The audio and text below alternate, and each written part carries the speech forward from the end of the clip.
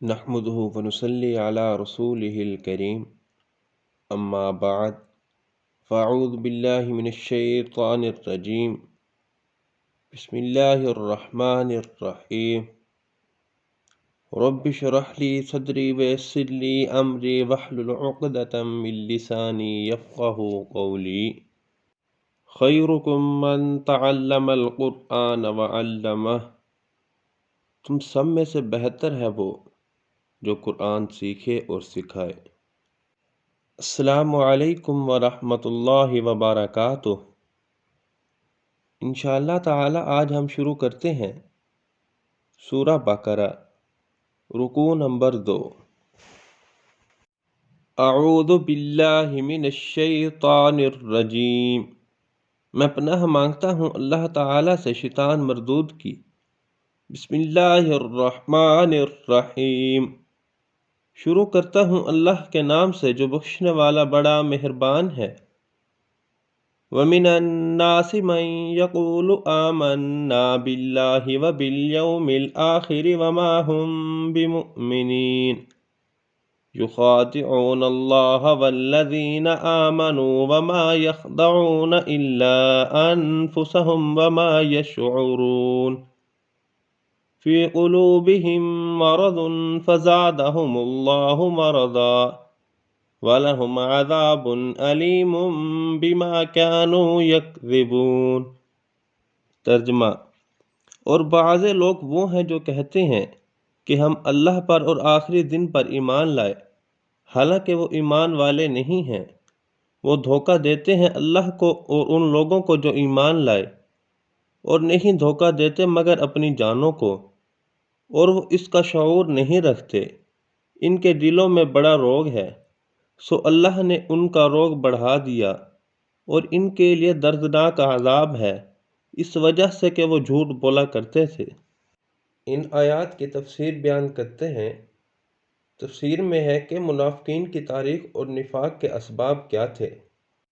جب رسول اکرم صلی اللہ علیہ وآلہ وسلم مدینہ منورہ تشریف لائے اور دین اسلام خوب پھیلنے لگا، تو یہودیوں اور خاص کر ان کے علماء اور احبار کو یہ بات زیادہ کھلی اور یہ لوگ دشمنی پر اترے۔ کچھ لوگ اوس اور خزرج میں سے بھی اسلام کے مخالف ہو گئے۔ اسلام کی اشاعت عام ہو جانے کے بعد کھل کر یہ لوگ مقابلہ نہیں کر سکتے تھے اور دشمنی کے اظہار سے بھی عاجز تھے، اس لیے انہوں نے یہ چال چلی کہ ظاہری طور پر اسلام قبول کر لیا، اندر سے کافر تھے اور ظاہر میں مسلمان تھے۔ حضور اقدس صلی اللہ علیہ وآلہ وسلم کے مدینہ منورہ تشریف لانے سے پہلے اوس اور خزرج نے عبداللہ بن ابی کو اپنا بادشاہ بنانے اور اس کو تاج پہنانے کا مشورہ کیا تھا۔ سید العالمین صلی اللہ علیہ وآلہ وسلم کے ہوتے ہوئے کسی کی سرداری نہیں چل سکتی تھی۔ اس نے اور اس کے ساتھیوں نے ظاہری طور پر اسلام قبول کر کے اپنے کو مسلمان میں شمار کرا دیا اور اندر سے اسلام کی کاٹ میں لگے رہے۔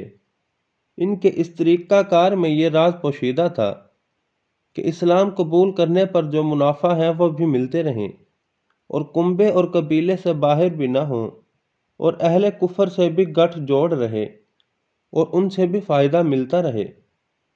مسلمانوں سے کہتے تھے کہ ہم مومن ہیں، اور اس طرح سے اللہ کو اور ایمان والوں کو دھوکہ دیتے تھے، اور خالص کافروں سے تنہائیوں میں ملتے تھے تو کہتے تھے کہ ہم تمہارے ساتھ ہیں۔ یہ لوگ اپنے کو مسلمان ظاہر کرنے کے لیے نمازیں بھی پڑھتے تھے، لیکن چونکہ دل سے نمازی نہ تھے، اس لیے جماعتوں کی حاضری میں سستی کرتے اور اکساتے ہوئے اوپر کے دل سے نماز پڑھتے، جہادوں میں بھی شریک ہونے کے لیے ساتھ لگ جاتے، لیکن کبھی تو درمیان سے واپس آ گئے اور کبھی ساتھ رہتے ہوئے ہی مکر و فریب کو کام میں لاتے رہے۔ حضرت سرور عالم صلی اللہ علیہ وآلہ وسلم اور آپ کے ساتھیوں کو تکلیفیں پہنچانے اور دل دکھانے کی تدبیریں کرتے رہتے، جھوٹی قسمیں کھا کر کہتے اور قسم کھا کر کہتے کہ ہم نے تو نہیں کیا۔ نفاق کسے کہتے ہیں؟ یہ کلمہ لفظ نفق سے ماخوذ ہے۔ نفق اس سرنگ کو کہتے ہیں جس میں دونوں طرف سے راستہ ہو۔ چونکہ منافقین اسلام میں ایک دروازے سے داخل ہوتے اور دوسرے دروازے سے نکل جاتے، اس لیے ان کے اس عمل کا نام نفاق رکھا گیا۔ حضرت حذیفہ رضی اللہ تعالی عنہ نے فرمایا کہ نفاق رسول اللہ صلی اللہ علیہ وآلہ وسلم کے زمانہ میں تھا، آج تو یہ اسلام ہے یا کفر ہے۔ ان کا یہ ارشاد امام بخاری نے نقل کیا۔ شرح حدیث نے فرمایا کہ اس کا یہ مطلب ہے کہ چونکہ ہم دلوں کا حال نہیں جانتے، اس لیے ہم کسی مدعی اسلام کو یوں نہیں کہیں گے کہ یہ منافق ہے۔ رسول اللہ صلی اللہ علیہ وآلہ وسلم کو اللہ تعالیٰ کی طرف سے اس زمانہ کے منافقوں کے نفاق کا علم تھا، اس لیے متعین طریقے پر ان کو منافق قرار دیا گیا۔ ہم ظاہر کے مکلف ہیں، جو شخص کہے گا میں مسلمان ہوں اس کو مسلمان سمجھیں گے جب تک کہ اس سے کفر کا کوئی کلمہ یا کفر کا کوئی کام صادر نہ ہو۔ اگر کسی کے بارے میں اندازہ ہو کہ یہ ظاہر میں مسلمان بنتا ہے، اندر سے مسلمان نہیں، اسے منافق کہے بغیر اپنی حفاظت کریں گے۔ وَإِذَا قِيلَ لَهُمْ لَا تُفْسِدُوا فِي الْأَرْضِ قَالُوا إِنَّمَا نَحْنُ مُصْلِحُونَ أَلَا إِنَّهُمْ هُمُ الْمُفْسِدُونَ وَلَكِنْ لَا يَشْعُرُونَ وَإِذَا قِيلَ لَهُمْ آمِنُوا كَمَا آمَنَ النَّاسُ قَالُوا أَنُؤْمِنُ كَمَا آمَنَ السُّفَهَاءُ أَلَا إِنَّهُمْ هُمُ السُّفَهَاءُ وَلَكِنْ لَا يَعْلَمُونَ وَإِذَا لَقُوا الَّذِينَ آمَنُوا قَالُوا آمَنَّا وَإِذَا خَلَوْا إِلَى شَيَاطِينِهِمْ قَالُوا إِنَّا مَعَكُمْ إِنَّمَا نَحْنُ مُسْتَهْزِئُونَ اللَّهُ يَسْتَهْزِئُ بِهِمْ وَيَمُدُّهُمْ فِي طُغْيَانِهِمْ يَعْمَهُونَ۔ ان آیات کا ترجمہ۔ اور جب ان سے کہا جاتا ہے کہ زمین میں فساد مت کرو تو کہتے ہیں کہ ہم تو صرف اصلاح ہی کرنے والے ہیں۔ خبردار، بلا شبہ یہ لوگ مفسد ہیں لیکن نہیں سمجھتے، اور جب کہا جاتا ہے کہ ایمان لاؤ جیسا کہ اور لوگ ایمان لائے تو کہتے ہیں کہ کیا ہم ایمان لائیں جیسے یہ بیوقوف ایمان لے آئے۔ خبردار، بلا شبہ یہی بیوقوف ہیں لیکن نہیں جانتے، اور جب یہ لوگ ان سے ملتے ہیں جو ایمان لائے تو کہتے ہیں کہ ہم ایمان لے آئے، اور جب تنہائیوں میں اپنے شیطانوں کے پاس ہوتے ہیں تو کہتے ہیں کہ بے شک ہم تو تمہارے ساتھ ہیں، ہم تو صرف مذاق بنانے والے ہیں۔ اللہ ان کا مذاق بناتا ہے اور ان کو ڈھیل دے رہا ہے، وہ اپنی سرکشی میں اندھے ہو کر بھٹک رہے ہیں۔ ان آیات کی تفسیر میں منافقوں کے دعوے اور ان کا طریقہ کار ہے۔ مفسر ابن کثیر نے لکھا ہے کہ ان کا مطلب یہ تھا کہ ہم دونوں فریقین یعنی مسلمین اور کافرین کی مدارت کرتے ہیں، دونوں میں جوڑ لگانے اور دونوں کے تعلقات استوار کرنے میں لگے ہوئے ہیں۔ انہوں نے اپنے نفاق کو اصلاح سے تعبیر کیا، ان کا دعویٰ جھوٹا تھا۔ حضرات صحابہ اور خاص کر انصار کے دونوں قبیلے اوس اور خزرج جنہوں نے اسلام قبول کر لیا تھا، ان کو انہوں نے بیوقوف بنایا اور گویا اپنے سمجھدار اور ہوشیار ہونے کا دعویٰ کیا۔ اللہ جل شانہ نے فرمایا کہ بلا شبہ یہ خود بیوقوف ہیں لیکن جانتے نہیں ہیں۔ جس نے ایمان کھویا، کفر اختیار کیا، اسلام کو نقصان پہنچایا، اپنی آخرت برباد کی اور دنیا میں مؤمنین اور کافرین دونوں کے نزدیک مطعون اور قابل ملامت ہوا، اس کی بیوقوفی میں کیا شک ہے؟ منافقین کا یہ طریقہ تھا کہ مؤمنین سے کہتے تھے کہ ہم تو ایمان لا چکے ہیں، اور جب تنہائیوں میں اپنے شیطانوں یعنی کفر کے سرغنوں کے پاس جاتے جو کھلے کافر تھے، ان سے کہتے تھے کہ بلا شبہ ہم تو تمہارے ساتھ ہیں۔ یہ جو ہم مسلمانوں سے کہہ دیتے ہیں کہ ہم مسلمان ہیں، یہ تو ہمارا مذاق ہے۔ ان کا مذاق بنانے کے لیے بطور دل لگی ہم ان کے سامنے ان کی جماعت میں ہونے کا اقرار کر لیتے ہیں، لیکن اندر سے اور دل سے ہم تمہارے ساتھ ہیں۔ اولئک الذین اشتروا الضلالۃ بالہدی فما ربحت تجارتہم وما کانوا مہتدین۔ ترجمہ۔ یہ وہ لوگ ہیں جنہوں نے ہدایت کے بدلہ گمراہی خرید لی، سو ان کی تجارت نفع مند نہ ہوئی اور نہ وہ ہدایت پر چلنے والے بنے۔ اس آیات کی تفسیر میں منافقین نے ہدایت کے بدلہ گمراہی خرید لی بیان ہے۔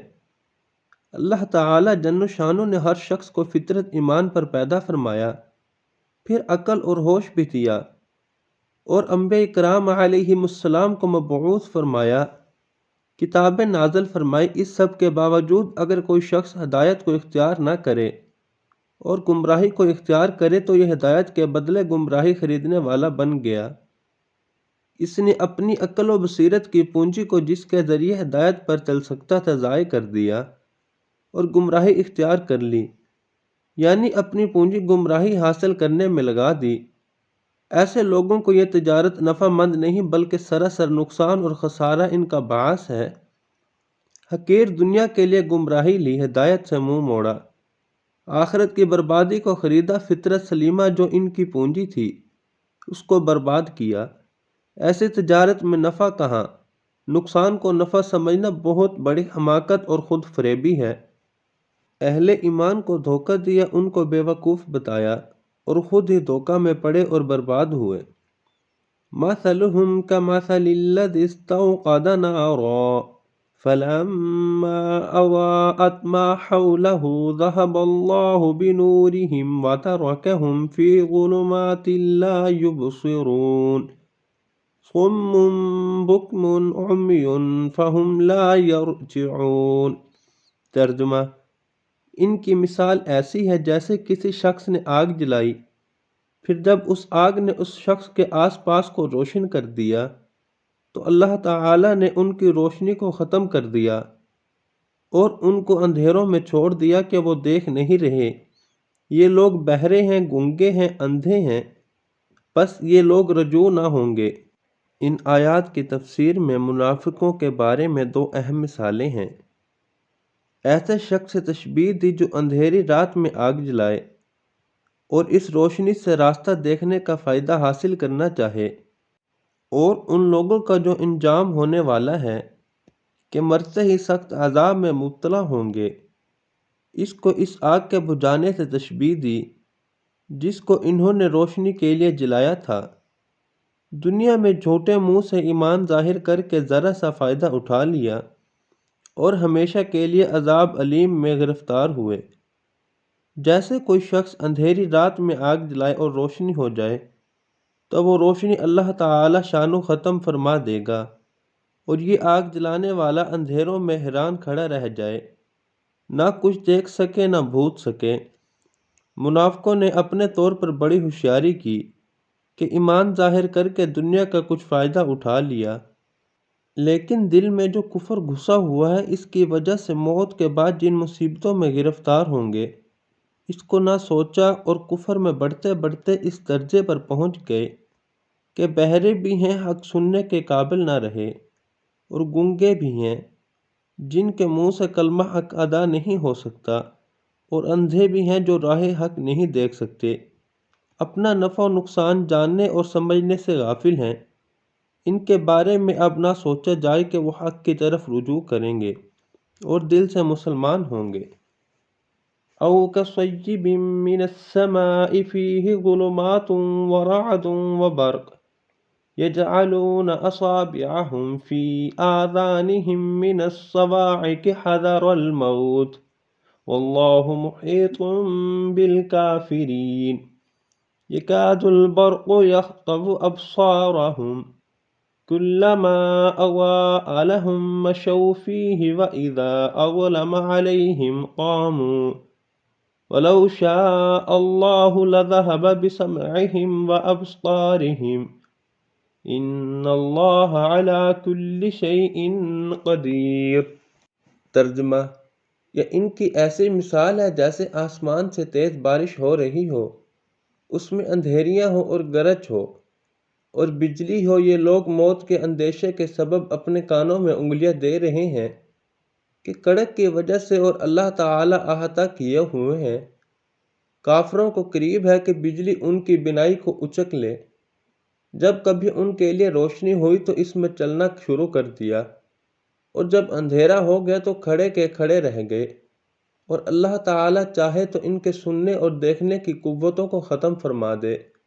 بے شک اللہ تعالی ہر چیز پر قادر ہے۔ ان آیات کی تفسیر۔ ان دو آیاتوں میں منافقین کی دوسری مثال پیش فرمائی، جیسے تیز بارش ہو، اندھیریاں چھائی ہوئی ہوں، گرج بھی ہو اور بجلی کی چمک بھی ہو، موت کا سامنا ہو۔ جو لوگ وہاں موجود ہوں کڑک کی آواز سے خوف زدہ ہو رہے ہیں اور ڈر رہے ہیں کہ ابھی موت آ جائے گی۔ کڑک کی آواز کی وجہ سے کانوں میں انگلیاں دیے ہوئے ہیں۔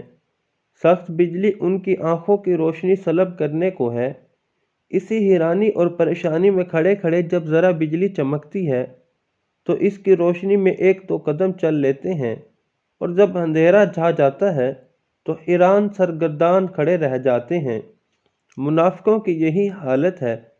جب غلبہ اسلام کو دیکھتے ہیں اور اس کا نور پھیلتا ہوا نظر آتا ہے تو اس کی طرف بڑھنے لگتے ہیں۔ پھر جب دنیا کی محبت زور پکڑتی ہے اور دنیاوی فائدے کفر اختیار کیے رہنے میں نظر آتے ہیں تو کھڑے کے کھڑے رہ جاتے ہیں، یعنی ایمان کی طرف بڑھنے سے رک جاتے ہیں۔ اللہ تعالیٰ اپنے علم و قدرت سے سب کا احاطہ کیے ہوئے ہے۔ اس کی طرف بڑھنا اور اس کا دین قبول کرنا لازم ہے۔ وہ چاہے تو سننے اور دیکھنے کی ساری قوتیں ختم فرما دے، اور بلا شبہ وہ ہر چیز پر قادر ہے۔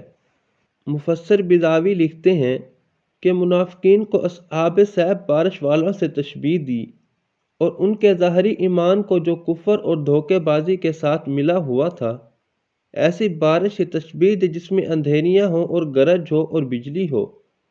یہ تشبیہ اس اعتبار سے ہے کہ بارش اگرچہ فی نفسہ نافع رہے، لیکن جب مذکورہ صورت میں بارش نازل ہوئی تو اس کا نفع ضرر سے بدل گیا۔ اور منافقین نے جو نفاق اس لیے اختیار کیا کہ مؤمنین کی طرف سے جو تکالیف پہنچنے والی ہوں اور کھلے کافروں کی طرف سے جو تکالیف پہنچتی ہوں ان سے بچاؤ ہو جائے۔ ان کی اس منافقت کو کانوں میں انگلیاں دینے سے تشبیہ دی، جیسے کوئی شخص بجلیوں کی کڑک سے اپنے کانوں میں انگلیاں دے رہا ہو اور موت سے ڈر رہا ہو، تو جس طرح کانوں میں انگلیاں دینے سے اللہ تعالیٰ کے قضاء و قدر کے فیصلے کو نہیں ٹالا جا سکتا، اسی طرح سے منافقت اختیار کرنے سے مصائب و آلام سے حفاظت نہیں ہو سکتی۔ اور شدت الامر کی وجہ سے جوان کی حیرانی اور یہ پریشانی تھی کہ کیا کریں اور کیا نہ کریں۔ اسے بجلی سے تشبیہ دی کہ کوئی موقع پاتے ہیں تو ذرا اپنے مقاصد میں آگے بڑھ جاتے ہیں، مگر ساتھ ہی یہ خوف لگا ہوا ہے کہ بجلی ان کے آنکھیں نہ اچک لے، لہٰذا چند قدم چلتے ہیں۔ پھر جب بجلی کی چمک ختم ہو جاتی ہے تو بلا حس و حرکت کھڑے کے کھڑے رہ جاتے ہیں۔ اور دوسری مثال ان منافقوں کے بارے میں ہے جن کو اسلام کے بارے میں تردد تھا، کبھی اس کی حقانیت دل میں آتی تو اس کی طرف مائل ہونے لگتے، اور جب دنیاوی اغراض سامنے آتی اور دنیا کی محبت زور پکڑ لیتی تو وہ ملان ختم ہو جاتا تھا اور کفر ہی پر جمے رہ جاتے تھے۔ آج الحمدللہ سورہ بقرہ کا رکوع نمبر 2 مکمل ہوا۔ اب انشاءاللہ رکوع نمبر 3 شروع کریں گے۔ اللہ تعالیٰ سے دعا ہے کہ اگر اس میں کوئی کمی کوتاہی ہے تو اللہ تعالیٰ معاف فرمائے اور ہمیں اس پر عمل کرنے کی توفیق عطا فرمائے۔